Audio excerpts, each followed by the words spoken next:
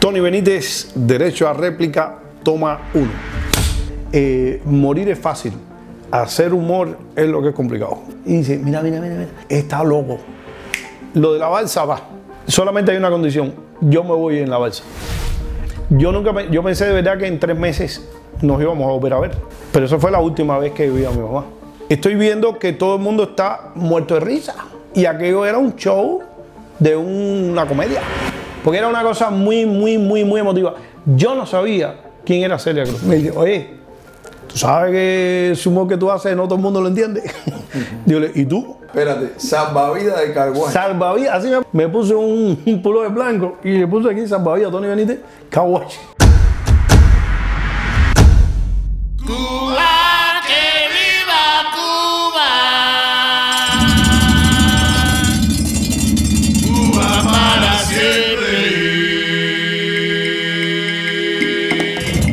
Muy buenas a todos los que se están conectando con nuestro espacio Derecho a Réplica Podcast. Hoy vamos a hacer una entrevista con alguien que yo admiro muchísimo, el actor y humorista cubano Tony Benítez. Esto es Derecho a Réplica, suscríbase que esto comienza ahora.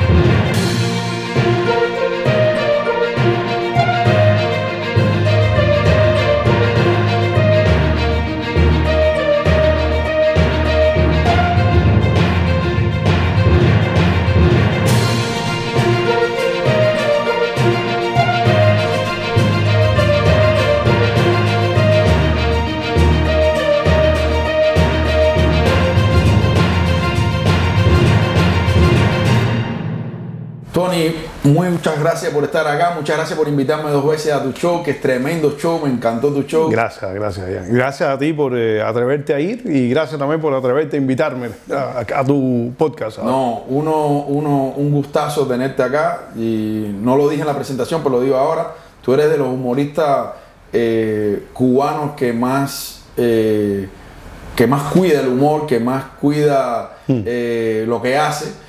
Que en una entrevista para el diario Las Américas, sí, con Luis Lionel León, claro, tú decías que en la comedia vale casi todo. Ajá, así es. O todo, sí, siempre que se haga con autenticidad. Yo creo que, y eso que dije, lo retomo también, de que la comedia se puede hacer de cualquier cosa. Yo tuve una experiencia hace poco, me llamó mucho la atención. Lamentablemente fue una cosa muy... Pues, siempre existe el dilema de si se puede hacer humor de todo, de cualquier cosa. Si hay cosas sagradas que no se puede hacer humor. Y yo digo que el humor es una forma graciosa de hablar en serio.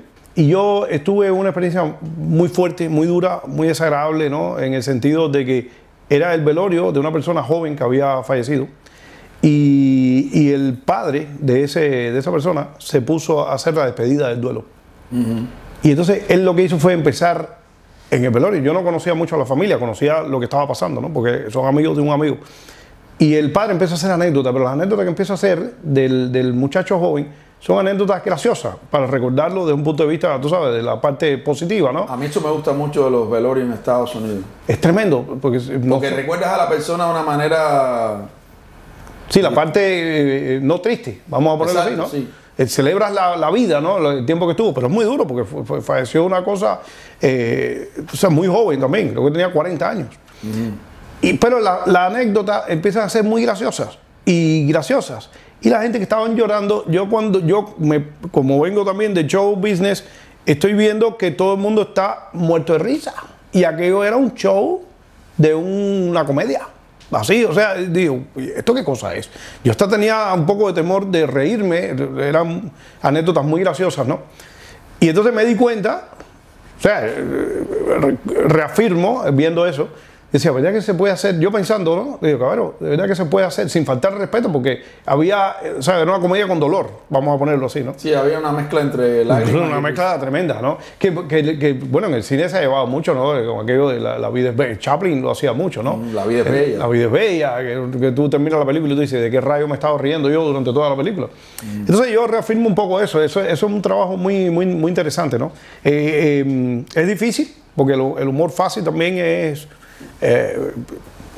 Tampoco me gusta sacralizarlo mucho, porque tengo muchos amigos que me dicen, yo quiero hacer lo que le llaman humor inteligente y cosas así. Y le dije, cuidado, porque vamos a estar aquí, que nosotros lo que somos es entertainers. Nosotros tratamos sencillamente de entretener a la gente que van a un lugar. Entonces, cuando estoy en un público, yo digo, me aclaro muy bien, tengo muy clara la idea de que esa gente están ahí para divertirse un rato, reírse.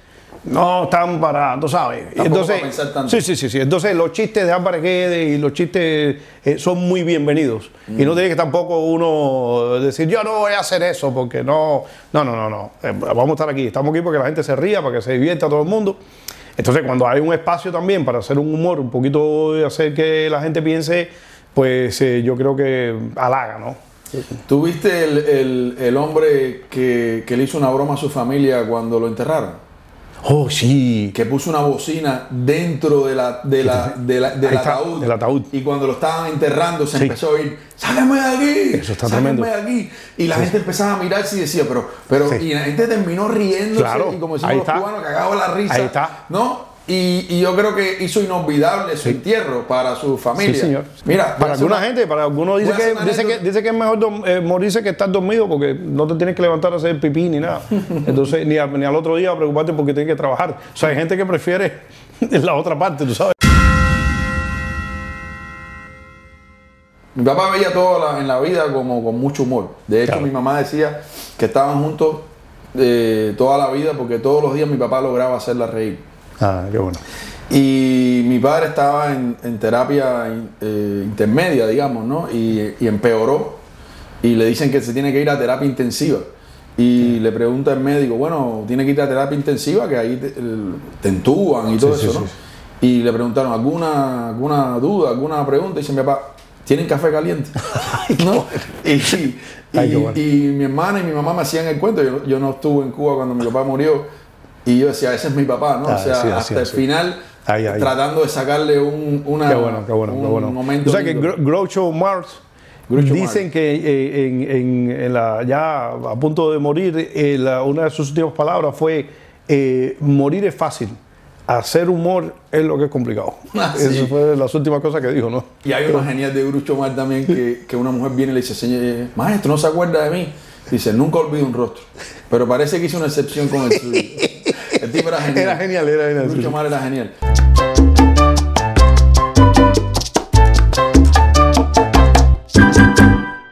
Subscribe now. A mí, yo te repito, yo te admiro mucho y respeto mucho tu trabajo. Y a mí me han entrevistado muchas veces en mi vida. Sí. Y tú logras, tú haces algo que me recuerda a la frase de Woody Allen. Woody Allen decía que la gente inteligente puede lograr pasar por tonto, pero el tonto no puede pasar por inteligente. Claro, sí. Y tú eres una persona muy inteligente y logras que el invitado se sienta arropado, se sienta acompañado, y tú además, uno siente que tú tienes un nivel y una cultura como actor, como humorista y como anfitrión, que eso implica un respeto, pero a la vez uno se siente muy especial. Ahí se ve que hay un trabajo, un profesional ahí de muchos años. Yo quisiera irme un poco, no a Tony Benítez, que ya ha logrado una popularidad, un nombre, todo el mundo dicen acá en este pueblo, ¿sabes quién es Tony Benítez? Yo quisiera ir antes, a tu niñez. Quisiera ir a Punta Brava, quisiera ir a quiénes fueron tus padres, quién era Tony Benítez de niño. Imagínate tú. Chico, yo en esa remembranza que hago yo de niño, a mí me parece, fíjate, porque tengo un recuerdo que me puede traicionar la memoria, ¿no? Sí. Pero yo que voy mucho a eso, ¿no? Voy mucho a recordarme quién era niño. Yo creo que era un niño un tanto introvertido. De ahí viene la cosa del pensar, ¿no? El desarrollo, ¿no? Pero porque me gustaba. Tenía unos secretos míos muy particulares que ahora yo lo retomo en mi remembranza, ¿no? Es decir, porque yo soy como soy, ¿no? Y era que me gustaba quedarme solo. Sobre todo, a veces mi madre, estábamos jugando pelota en la calle, ¿no? Y mi mamá salía, ya mi padre estaba trabajando, y mi mamá me decía, voy a tal lugar, cuidado aquí en la calle. Y yo aprovechaba que ella se fuera y yo entraba a la casa, porque la casa iba a estar yo solo. Estoy hablando de yo tal vez tenía 8 o 9 años, ¿sabes? Que en Cuba los niños estaban en la calle con 8 o 9 años, ¿no? Sí. y me quedaba solo en la casa porque yo creaba historias. Eran cosas tontas, ¿no? Pero me gustaba esa soledad y hablaba solo, ¿no? O sea, un nivel de locura. Yo me acuerdo que tenía... Como un actor ensayando casi. Como un actor ensayando. Pero de las historias entonces me apasionaba. Y entonces yo hablaba conmigo y decía, tú camina para allá, y tú vete para acá. Y entonces, ya estoy yo en otro plano, porque a veces mi mamá me decía, te dejé comida para que... Y tú sabes lo que yo hacía. Esto es una asquerosidad mía. Pero yo jugaba con las cosas que veíamos en las aventuras y cosas así. Y cogía la comida con la mano como si fuera... Un vikingo. Sí, con un vikingo, exacto. Decía, y ahora vamos a hacer no sé qué cosa. Y si entra mi mamá ahí, lo que se va a formar va a ser una cosa tremenda. Entonces, yo creo que era un niño un poco en esa tontería, un poco introvertido, muy observador, si quieres. O sea, de los personajes que estaban alrededor mío. Mi madre me obligó, y aquí empezó la cosa del humor mía, me obligó, yo una vez, yo no quería ir a las escuelas al campo, esa que se hacía, entonces le decía a ella, yo no voy a ir a la escuela al campo. Y entonces me decía, si tú no vas a la escuela al campo, te vas a tener que hacer algo, no te vas a quedar aquí en la casa haciendo nada, ¿no? Te vas a tener que ponerte a hacer algo útil, me decía ella, ¿no? Y entonces decía, ¿pero qué cosa voy a hacer útil? Entonces me obligó a dar clases de mecanografía. Que además era yo con una pila de secretarias al lado, una pila de mujeres, pero era, yo también aprendí. W-E-N-T. Y tenía que ser dedo ahí. Yo escribo a máquina con la computadora rapidísimo, sin mirar ni nada, ¿no? Porque lo aprendí ahí, era una clase tremenda. Porque en mi casa había una máquina de escribir, una on the wood, creo que se llamaba. Sí. Y entonces, ¿qué pasa? Como yo tenía esa máquina y aprendí a escribir la máquina, yo empecé en la escuela a escribir cosas y escribía biografías de mis amigos. Y luego yo llegaba sin que ellos supieran nada, como estaba escrita a máquina, ese blanco y negro en un papel le daba cierta respetabilidad y lo colgaba en los murales. Y eran biografías de Luisito. Y Luisito nació, entonces la gente iba y yo lo observaba y se reía. Entonces la gente decía, ¿quién hizo esto? ¿Quién hizo esto? Oye, que escribieron algo de Luisito en la nota. Hasta que alguien dijo, no sé por qué razón, dijo, yo sé que el único que puedo haber hecho eso es Tony Benítez. Y yo decía, ¿por qué yo? No. Porque a veces ponía cosas duras ahí, ¿no? A los personajes. Y yo creo que esa fue la fuente mía creo yo, no sé, porque esas cosas tú sabes que son, ¿no? De empezar a escribir humor, ¿no? También ver la reacción de la gente riéndose es algo muy motivador. Es lo cosa más estimulante del mundo, porque ahí te empiezas a cuestionar y tú dices, hey, ¿cómo? Yo incluso ya estando, yo después estudié en la Escuela Nacional de Circo y también me sorprende, ¿no? Yo era payaso y hacía acrobacias y malabares y cosas así. Y se iba a hacer no me acuerdo por qué era, no sé si fue por un 14 de febrero, había que escribir un sketch. Y alguien me llama, entonces había una reunión de los directores y eso. Entonces me llama y me dice, oye, porque vamos a hacer un acto aquí como tú sabes, como una obra de teatro, una cosa así, y quiero que tú escribas eso. Pero yo era el anti-intelectual ni nada de eso, o sea, no era una persona muy buen estudiante ni nada. Ajá. Y yo me quedé también sorprendido, y dije, ¿por qué yo? Me dijo, no, tú puedes. Y efectivamente me metí, le escribí una obra, una obrita chiquitica y se representó, ¿no? Y esas cosas te sorprenden tú mismo en la vida, ¿no? Tú dices, qué cosa más rara esta, tú. Pero me gustaba también, no era tampoco la pretensión, sino lo hacías desde el gustico de... Lo disfrutaba. Esa cosa cuando tú empiezas que tú no estás haciendo por dinero, ni por fama, ni por nada, sino porque te da placer. O sea, escribir, cuando tú dices, escribo porque si no escribo me reviento. Y no me importa porque después que termine de escribir lo rompo y no quiero que nadie lo lea, no sé, no me interesa. Vaya, el placer de hacerlo. El placer de hacerlo. Esa cosa uno tiene que ir a la semilla, ¿no? Como decía, porque esa es la esencia. Esa es la esencia. Estábamos hablando del niño que fuiste, etcétera, sí. Y me mencionabas que fuiste artista circense, estudiaste y vi un programa con Yossi Galindo donde te tiraron unas pelotas y lo que echaste como en buen cubano, la echaste buenísima y además metiste como, oye, nunca había visto a alguien tan seguro que te tiraron 3 pelotas, hiciste con 3 o 4, después 5, y hiciste con Mike, y después la tiraste contra la mesa. Y no me gustó haberlo visto porque yo quería traer aquí algo para que tú hicieras, pero dije, no, si ya lo hicieron, no voy a hacer a Tony. Cuéntame cómo recuerdas ser estudiante de circo ¿Y hasta dónde llegaste en esa parte de tu vida? ¿Qué cambió también tu vida, me imagino? Sí, siempre, yo y los amigos cuando nos reunimos de la escuela de circo, creo que ha sido uno de la etapa más sabrosa, más rica que yo he disfrutado, o sea, de mi existencia. Porque, como yo te decía, esa pureza de hacer las cosas porque te gusta, entonces había una pasión por lo que estábamos haciendo, por el arte del circo, en este caso que estaba haciendo, que era, te digo, yo recuerdo, la escuela de circo estaba en la escuela en la ENA, donde mismo estaba, de hecho, el famoso gusano ese que existe en la Escuela Nacional de Arte, esa era la escuela de circo. Pues la sacaron de ahí porque el río Quibú, cuando se inundaba, no podíamos ensayar, ¿no? Y entonces nos metieron para Siboney, un barrio también por allá, cerca de casa de Fidel Castro. Y ahí hicieron una nave espectacular y ahí estábamos. Pero yo recuerdo estando en la ENA, en una ocasión, fíjate, yo escucho a un muchacho de danza, creo que sí, que yo paso con la mochila y comenta y dice, mira, tú ves ese muchacho. Y yo sé que está hablando de mí, ¿no? Y dice, está loco.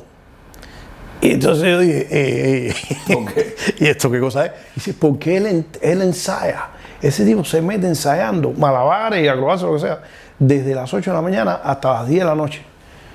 Y yo pensando por dentro de mí decía, este se quedó corto. Yo a veces en la madrugada, esas pelotitas que tuviste, mi padre, a veces me levantaba a las 5 de la mañana, sin sueño, y me ponía a tirar pelotitas para el piso. Para los pelotitas en el piso suenan. Y una madrugada, mi padre se levanta, toca la puerta del cuarto y me dice, papá, son las 5 de la mañana. Y digo, ¿y qué tiene que ver? Yo estoy aquí y dice, no, que eso se siente en toda la casa. Porque eran pelotas contra el piso, ¿no? Yo creo que habíamos como 5 o 6 malabaristas en Cuba. ¿Cómo le dicen? ¿Cirqueros? Cirquero es un poco peyorativo, aunque a mí no me gusta la palabra cirquero. Artista circense. Se dice circense como tal, ¿no? Es la parte más cursi del pero a mí lo de cirquero. ¿Algunos cubanos se han destacado en el arte circense fuera de Cuba? Sí, o sea, claro. El Circo del Sol y ese tipo de cosas. Sí, claro. Los cubanos, no, a nivel mundial, el circo de Cuba de toda la vida, o sea, de antes del 59, ya el circo cubano. Antes del accidente ya los cubanos eran muy respetados. Roberto Muñoz fue la primera persona en el mundo que se paró en un dedo. Y eso lo hacía en el Madison Square Garden, que los contrataban para... Pero el circo cubano es muy bueno, muy bien rankeado a nivel mundial. ¿Por qué lo dejaste? El circo, porque no puedes tener familia. El circo es una profesión de nómada. Casi siempre es itinerante, ¿no? Total. Acuérdate que tú haces, no es como un actor que hace un personaje hoy, hace otro mañana. No, por eso fíjate que yo tengo amigos que están todavía en el circo. Y digo, todavía estás en el circo, hace 40 años. Y yo digo, qué duro, porque estás haciendo el mismo número por toda la vida.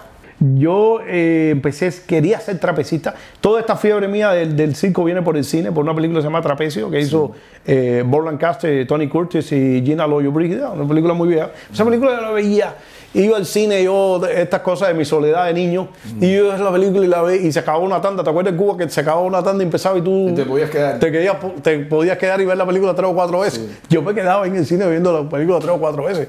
Me sacaban ya, me decía, oye, dale, vamos. El cine de Punta Brava. El cine de Punta Brava, que es famoso porque ese cine es histórico. ¿Existirá? No, creo que lo tienen abandonado. Mi familia me ha mandado fotos que está lleno de hierba ahí tirado. Qué raro. Pero un cine, sí, ¿no? Qué raro. No, y ese cine histórico, porque para mí, a ver, era esa cosa del cine de pueblo, que yo los jueves ponía una película y yo era religioso. Yo me eché ahí películas de todas. Yo era muy cinéfilo, o sea, era... Pero ese cine era muy curioso porque no tenía aire acondicionado. Entonces lo que tenían eran unos ventiladores enormes. Y yo hago un chiste y yo digo que fíjate lo grande que eran los ventiladores, que mi mamá lavaba la ropa y me decía, vete para el cine para que se te seque la ropa. Porque eran unos ventiladores gigantes, te despeinaba, ¿no? Y entonces cuando tú entrabas, tú sabes que todos los cines tú entras y ves la pantalla, ¿no? No, esto aquí tú entras y lo que todo el mundo te ve a ti, porque la pantalla está... La hicieron al revés, ¿no? La pusieron...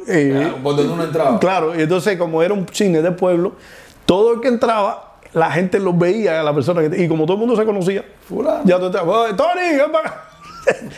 Mira, llegó fulano, llegó. O sea que esos cines eran... Era como, y además Era muy folclórico. El espectador cubano interactúa con la pantalla y Sí. no hagas eso, compadre, no sé qué, y se ríe. Suelta la botella. Pero me estabas contando de que empezaste con el trapecio por las películas, Sí. pero ibas a hacer, se grabaste payaso. Porque aparece el periodo especial en Cuba, el famoso periodo especial en Cuba, y entonces las carpas, el circo tiene que transportarse en camiones, con petróleo, con gasolina, whatever. Dijeron, olvídese eso se acabó. Modifiquen todos los números, ya la empresa había dado la orden, modifiquen todos los, olvídese de trapecio y eso, porque trapecio es mucha aparatura. Entonces, todo eso, modifíquenlo para hacerlo en cabaret o en teatro. Entonces yo dije, bueno, ¿qué hacemos, cabrón? Vamos a hacer malabares y vamos a hacer comedia. Ahí viene la parte de la comedia. Y entonces me empecé a trabajar, yo trabajé 2 años en el Copa Room de Riviera. Okay. Como payaso, como malabarista, y ya empecé a hacer cosas comediantes. Había un director ahí, Luis Hidalgo, creo que se llamaba, que era muy bueno porque él era el director artístico del espectáculo, pero me doy cuenta que el tipo tenía una cosa de la chispa capitalista, ¿no? Dirigiendo un espectáculo dentro de Cuba, porque él nos vio a nosotros, hicimos el casting para ellos, ¿no? A ver qué hacen ustedes, ¿no? Para ver si tenía un show que se llamaba Cinema Show, Cinema Paradiso se llamaba, y era todo temas de cine. Yo hacía una parodia de 24 por segundo de Enrique Colina. Enrique Colina, buenas noches, creo. Y yo hacía, entonces poníamos los avances de la película. Vamos a ver una película, un avance. Entonces tenía unos actores que entraban y hacía. Y ya entraba con la parte de la comedia ahí como tal, ¿no? Y entonces tuve que termino graduándome. Literalmente la graduación mía yo hice, fue de payaso.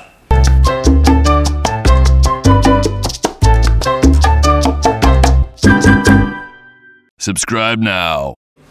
Bueno, hemos hablado ahora de cosas que para ti son entrañables y que nos traen a la risa, pero escuchando otras entrevistas que tú has hecho, hubo una que me conmovió muchísimo. Ajá. Y es cuando tú te montas en una balsa y sales de Cuba, pero también es la última vez que ves a tu mi mamá en vida. Sí. Cuéntame de eso.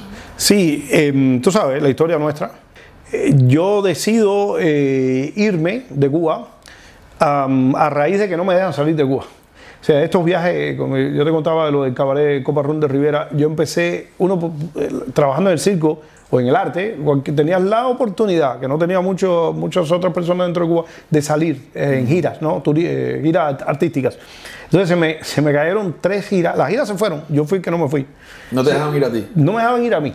Pero hicimos despedir en la casa, matamos puerco para despedirme de domingo porque me iba el lunes. Compré en la famosa, una tienda que había que era... Los safaris. Eso sí, yo tenía como 3 safaris, eso lo mismo. 3 veces compré ahí porque la gira se iba y yo no.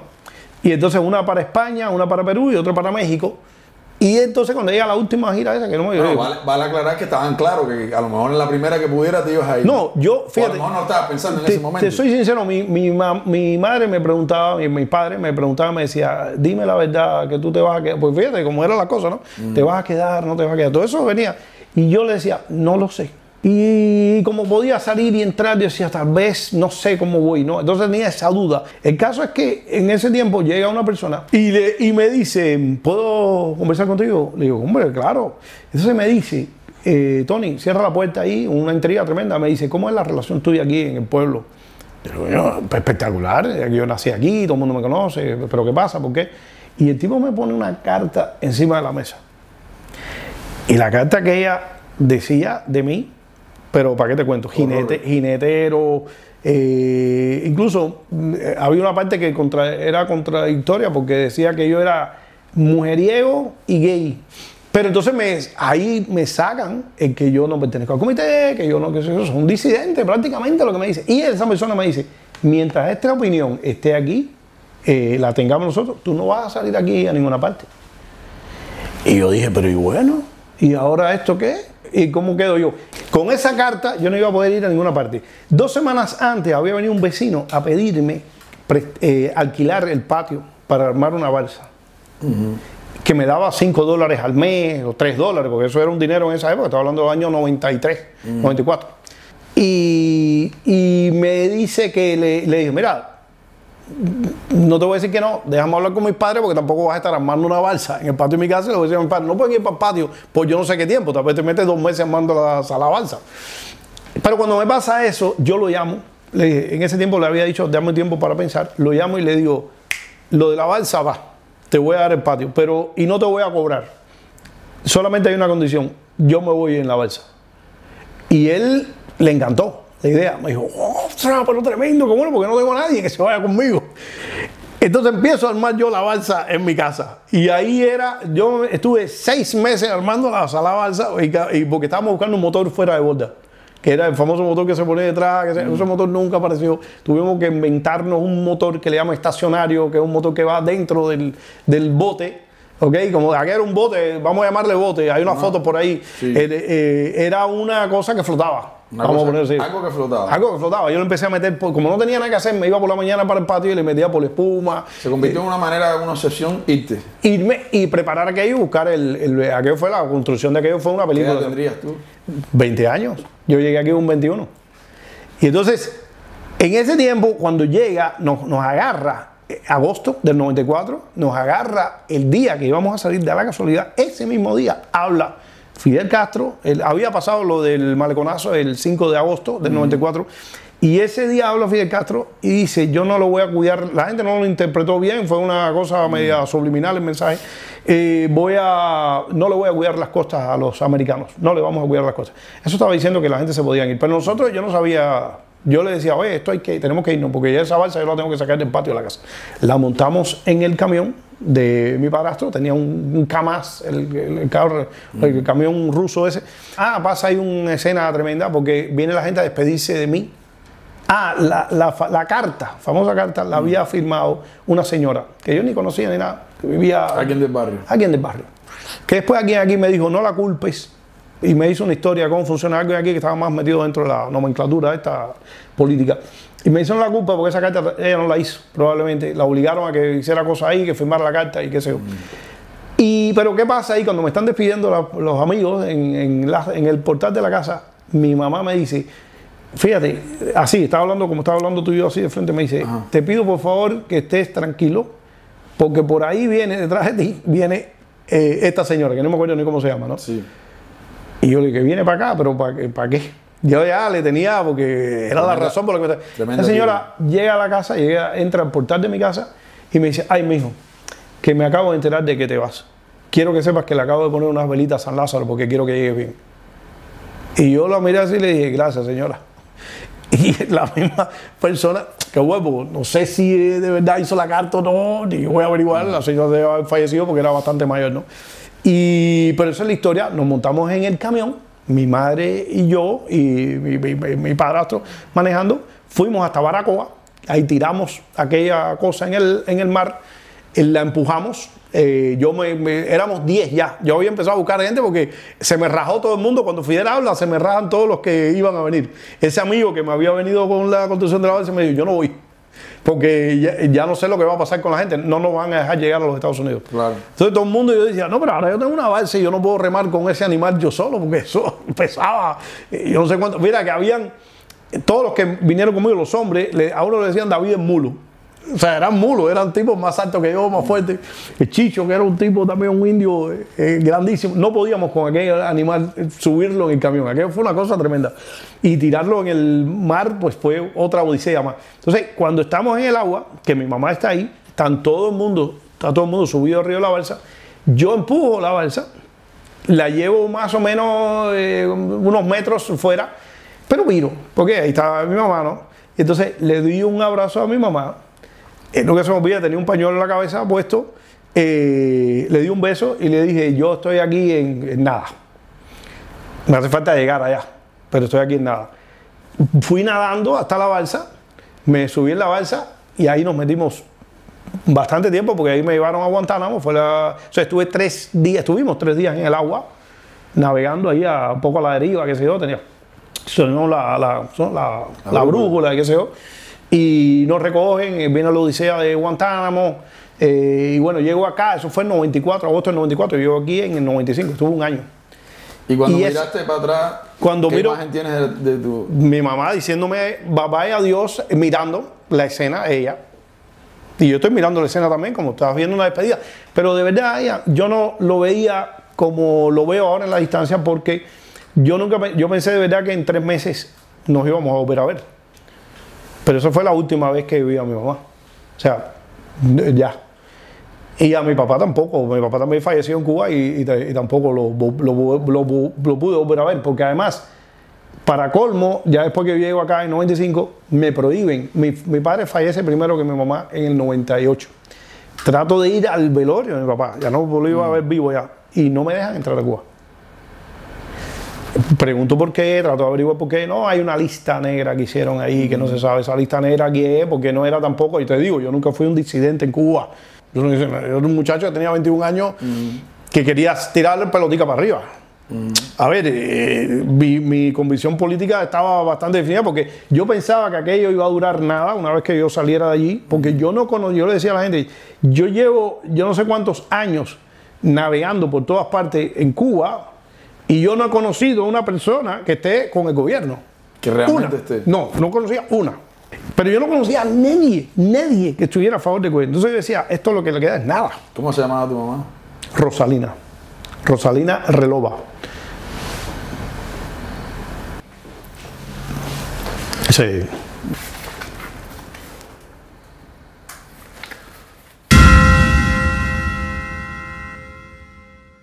Tú decías algo, ¿no? Y esa imagen de que cuando uno sale de Cuba a lo mejor piensa que regresa pronto, ¿no? Y a veces pueden pasar años y uno no sabe cuándo va a regresar. En tu caso, tú o yo no sabemos cuándo vamos a poder regresar. Y eso también ha marcado mucho esta migración, que se ha ido pensando que va a ser poquito tiempo. Cuéntame tú decías algo simpático, simpático, pero bueno, triste, sí. A la misma dice, nosotros ayudamos a construir la base de Guantánamo y poner la cerca y no sé cuánto, y además viviste cuando Celia Cruz fue allí y agarró tierra y todo eso. Cuéntame, ¿qué fue para ti? Era una especie de prisión. Era una prisión, sí, era una prisión. Estaba preso, no podía salir. O sea, cuando llegas allí a la base, yo estuve, después que me recogen en el mar, estamos como 2 días más, ¿cómo no? 2 días más en un escampavía que es como un crucero militar, ponte así. Estamos dando vueltas, no sabíamos ni para dónde íbamos hasta que vemos que estaba dando la vuelta a Cuba. Ese barco pensábamos que nos estaban regresando a Cuba como tal, pero vemos que se montan, entra la base naval de Guantánamo, por fin, vemos ahí base naval de Guantánamo, que sea. Entonces cuando nos bajamos del barco aquel, lo primero que hay una señora que está leyendo que ese comunicado te lo leían todos los días en la mañana para torturarte. Una señora que decía con un acento en español, pero un acento americano decía, ustedes no van nunca a pisar las tierras americanas. Nunca van a viajar a los Estados Unidos. Nosotros decíamos, ay Dios mío, pero esto después de meternos tanto viaje en el agua, que señora madre, que vimos un odio tremendo. Pero cuando entramos, como fuimos los primeros, o sea, yo salí, te digo, cuando no se sabía ni qué iban a hacer con nosotros. Cuando llegamos ahí, eso era un terreno de golf y las cercas que pusieron, que eran los barbed wire, que le dicen, las cercas esas cercas nos las dieron a nosotros los guardias, nos dijeron, ayúdanos acá a poner la cerca, que estamos armando la cerca donde íbamos a estar presos nosotros, ¿eh? O sea, entonces, porque empezaron a crear campamentos. Cada campamento, acuérdate que se calcula que la base naval de Guantánamo había unos 33.000 cubanos. Ahí viene más o menos la ley de los pies secos, pies mojados, ¿no? Ahí mismo, ahí cuando Clinton... Clinton, para evitar que la gente le llegara... Exacto. Nosotros cuando salimos, a nosotros nos recogen unos pescadores, que son los que nos dan una foto. Hay una foto nuestra en el medio del mar. Esos pescadores nos dicen, si llegan a tierra, se quedan en los Estados Unidos. Ahora, yo no los puedo recoger, porque están poniendo unas multas de miles de dólares, de 10.000, 20.000 dólares, al que ayude un balsero a recogerlo. Lo que les puedo llamar es al guardacosta. Nosotros no sabíamos qué es lo que iba a pasar con nosotros ahí en la base naval de Guantánamo. Empezamos a armar eso. En cada campamento metieron una cantidad como de 3.000 personas. De los 33.000 habían 10, 11 campamentos. 11 campamentos, exactamente. Todo lo armamos nosotros. O sea, los baños, armamos las casas, las cabañas donde nos íbamos a estar viviendo durante todo ese año. Estuvimos con la misma ropa durante todo el año. ¿No les dieron zapatos? Los zapatos, vino a llegar la ropa cuando empezó a venir ir personas, la época de Celia, que eso fue un poco más adelante. Que ya guardaron como un poco más la forma. Claro, y entonces llegaban los cubanos de aquí y llevaban ropa, entonces tenis, qué sé yo, pero bueno, un tenis que te llevaran, que eran donaciones, tenías un tenis que te sirviera a ti. ¿Y cómo recuerdas lo de Celia? Eso era, las emociones eran una cosa tremenda. Willy Chirino, cuando venían esas personas ahí, yo me erizo todavía porque era muy emotivo. Hay imágenes de todos los cubanos llorando, porque era una cosa muy emotiva. Yo no sabía quién era Celia Cruz. O sea, ya había averiguado antes de salir de Cuba quién era Celia Cruz por un video. Pero en Cuba, tú sabes que nosotros, jóvenes, yo con 20 años, no sabíamos quién era Celia Cruz. Y veo un video que lleva un amigo a la casa, un VHS, y era una fiesta que le estaban haciendo aquí a Lola Flores. Y Lola Flores presenta a esta mulata, a esta negra, y dice, y hace una anécdota en el video ese, ¿no? Que está por ahí, también se puede buscar, muy emotivo, porque Lola dice, yo recuerdo, como hablaba ella, ¿no? Que cuando Celia llegó a España y la tuve aquí, o sea, que los flamencos, que eso es muy emotivo. Dice, y me enteré de las cosas que estaban pasando en Cuba y que en Cuba la represión, y yo por eso no voy más a Cuba, ¿no? Y dice, ¿y esta señora qué está diciendo, no? ¿De quién está hablando? Imagínate tú, yo recuerdo que se había hecho un diccionario de la música cubana y no habían incluido a Celia Cruz. Increíble. En Cuba, una cosa tremenda.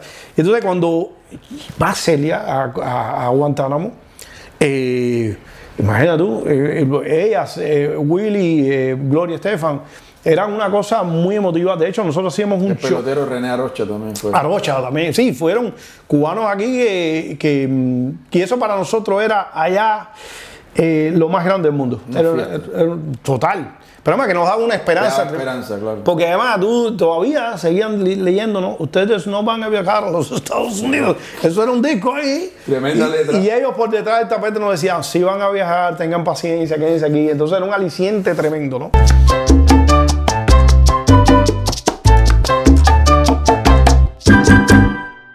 Subscribe now. Se me olvidó ahorita preguntarte, ¿has trabajado desde que viniste a Estados Unidos en algo distinto a tu profesión o siempre pudiste vivir de tu profesión? Hice cositas. Trabajé en restaurante, pero fueron muy breves. Poco tiempo. Trabajé trabajé en un Office Depot de madrugada, estoqueando. Hice 2 o 3 trabajos. Eso es verdad, fui salvavidas de un car wash en Hialeah, porque los balseros que venían no sabían cómo funcionaba el car wash y abrían la ventanilla. Y el tipo, yo fui a pedir trabajo ahí y él me dijo, mira, te voy a poner, tú lo único que tienes que hacer aquí es cuidar que la gente no baje la ventanilla, y si alguien va a la ventanilla tú te metes a rescatarlo, porque se le llenaba el carro de agua rapidísimo. Y entonces los cubanos todos, aunque tú se lo dijeras, espérate, salvavidas de car wash. Salvavidas, así me puso el tipo. Incluso yo ya de joda me puse un pullover blanco y le puse aquí salvavidas Tony Benítez, Caguache, Hialeah. Sí, eso fue película, eso fue una cosa tremenda. Eso me recuerda el de Jim Carrey, que es salvavidas de un jacuzzi. De un jacuzzi, sí, más o menos, sí. Hice 2 o 3, pero eso duró poco porque estando en el teatro apareció Carlos Arditi y le dije, Carlos, ¿tú tienes algún trabajito para mí? Me dice, ¿tú sabes carpintería? Yo le dije, sí, yo no sabía carpintería ni papa. Me dice, mañana vete al WPPT, el canal 2, que está en Aventura todavía, que es un canal público aquí en Miami. Y eso fue 96, así imagínate, yo llegué en 95, eso fue muy poco tiempo. Ya ahí ese canal para mí. Estás a punto de cumplir 30 años aquí. Sí, exactamente. El próximo año cumplo 30. Ya hace 30 que salí de Cuba, pero estuve un año en Guantánamo. Ahora mismo hizo 30. De volver a nacer. De volver a nacer. Yo siempre digo que la gente dice que las madres de uno son las que lo traen a uno al mundo. Yo digo que no, mi madre me trajo a la vida. Al mundo llegué yo cuando llegué aquí a los Estados Unidos. A la verdad. A la verdad. Que cuando dices, ay, mira, esto existía, existía vida. Tony, una vez más, gracias por todo lo que haces, porque yo creo que, como decía Aarón, en la entrevista que le hice a Aarón, uno se siente orgulloso de cuando un cubano no solamente tiene éxito, no solamente vive de su arte, como es tu caso, sino que también lo hace con nivel, lo hace con calidad, lo hace con buen gusto. uno se siente orgulloso de ser cubano, y ese tu trabajo que lo haces natural y ricón, como decimos los cubanos, lo haces natural, pero eso se agradece mucho como público cubano. Qué bueno. Y te agradezco mucho que hayas venido hoy a la entrevista. ¿Algo que tú quieras decir que yo no te haya preguntado? No, que gracias por atreverte, y que también que no sea la última vez que tú también visites el programa mío. Y ojalá que un día nos podamos reír en Cuba también. O sea, cuando las cosas cambien, que cambien pronto. Dios mediante. ¿Cómo te imaginas volver a Punta Brava? Sueño con eso. Tú sabes que tuve un sueño. Yo le abrí una vez a Willy Chirino. Es un espectáculo aquí. Y entonces, en el medio del chiste de la interín, le voy a decir, te voy a sacar, porque me dijo, yo nunca he hecho eso de chiste y eso, y te voy a sacar porque hago un chiste. Y tú sabes que parece que eso se me quedó en el subconsciente. Y yo tuve un sueño una vez. Y entonces yo soñé, mira tú qué sueño más tonto, más raro, ¿no? Que yo estaba en ese bote y me están diciendo, vamos a Cuba. Y yo le decía, no, yo no voy a Cuba. Yo dije que no voy a Cuba hasta que no sé. No, es que ya aquello se acabó. Me dicen, mira tú. No, es que aquello no se acabó, porque eso no me estén. Oye, que se acabó. Eso no lo sabe mucha gente, nada más que nosotros. Se le va a dar la información al pueblo de Cuba ahora en unas horas. Y en esa hora vamos a llegar nosotros allá. Eso es todo esto en el sueño. Y cuando llegamos, parqueamos como una marina y yo salgo y hay un escenario y está todo, una masa de pueblo cubano celebrando, y está Willy Chirino en el escenario y no quiere cantar la canción de La Cosa Loca. Y me dice, Willy no quiere cantar Ya Vienen Llegando. Y dice Willy, no, es que yo quiero cantar temas nuevos míos. Qué cosa más loca al sur del sueño. Y yo me dice, Tony, habla tú con Willy. Y entonces yo trato de decirle, Willy, ya vienen llegando. Y entonces me dice, ven tú, si tú me hiciste hacer un chiste en el escenario, ahora canta aquí la canción conmigo. Me dice, la gente no me va a perdonar que me emocione. Yo le digo algo como, la gente no me va a perdonar que yo desafine, yo no llego a cantar eso. Y entonces era ese momento. ¿Te tocaba a ti cantar? Sí, imagínate tú. Y entonces, pero yo me despierto así y digo, ¿y esto qué cosa es? ¿Qué sueño más? No sé si, es un sueño raro, ¿no? Pero ojalá sea así, Ian, pero no sé si ese cambio en Cuba va a venir así, de que se va a cambiar de un día para otro, o esto va a ser un proceso que no vamos a ver el cambio, va a cambiar eventualmente. Venga como venga, bienvenido, tú sabes. Pero yo lo espero como quiera, y Dios quiera que sea muy pronto, que tengo esperanza de que sí. De que pase los próximos 2 meses, fíjate cuán esperanza. En los próximos 2 días. Sí, exacto. Muchas gracias, Tony, y que podamos ir a ver un show tuyo en Cuba Libre. Dios mediante, mi hermano. Gracias a ti. Gracias.